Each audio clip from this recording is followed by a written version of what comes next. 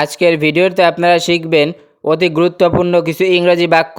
এই ইংরেজি বাক্যগুলো শিখলে আপনার ইংলিশ স্কিল অনেক বৃদ্ধি পাবে।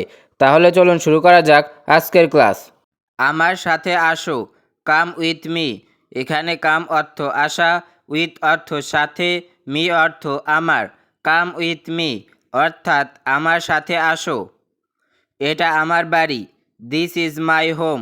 এখানে দিস অর্থ এটা, ইজ অর্থ হয়, মাই অর্থ আমার, হোম অর্থ বাড়ি।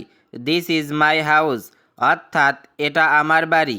আমি এটার জন্য দুঃখিত, I am sorry for that. এখানে আই অ্যাম অর্থ আমি, সরি অর্থ দুঃখিত, ফর অর্থ জন্য, দ্যাট অর্থ এটা।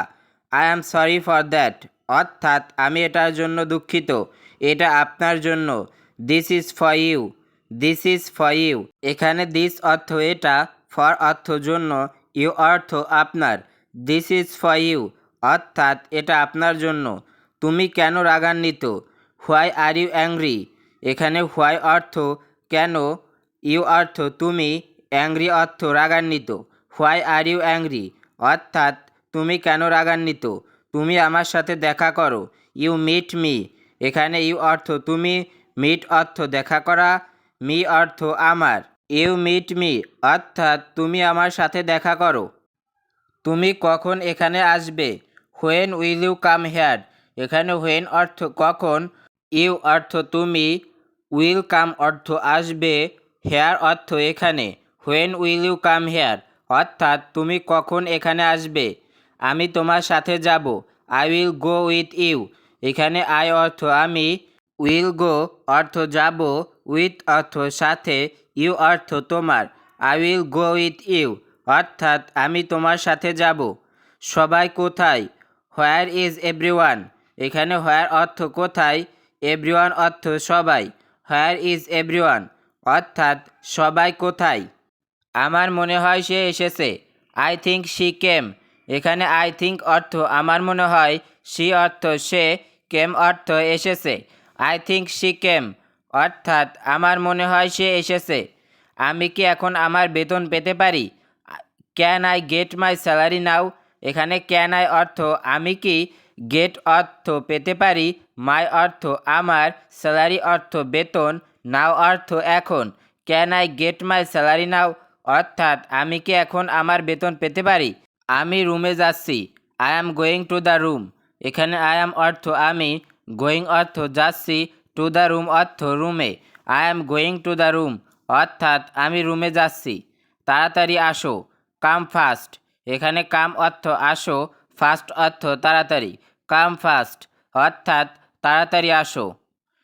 আমি এই বিষয়ে কথা বলতে চাই না, I don't want to talk about this.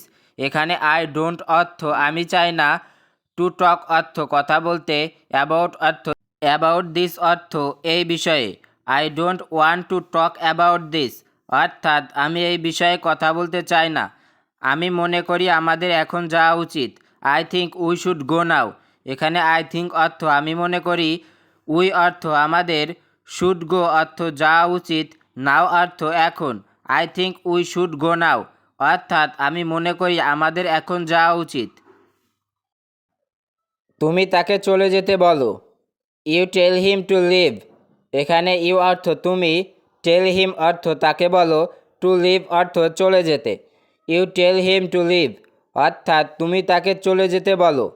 তুমি অন্য দোকানে যাও, you go to another store. এখানে ইউ অর্থ তুমি, গো অর্থ যাওয়া, টু অ্যানাদার অর্থ অন্য, স্টোর অর্থ দোকানে। You go to another store. আমি অত্যন্ত দুঃখিত, I am extremely sorry.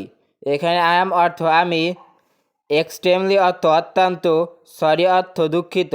I am extremely sorry অর্থাৎ আমি অত্যন্ত দুঃখিত। তুমি এটা ভুলে যাও, ইউ ফরগেট ইট।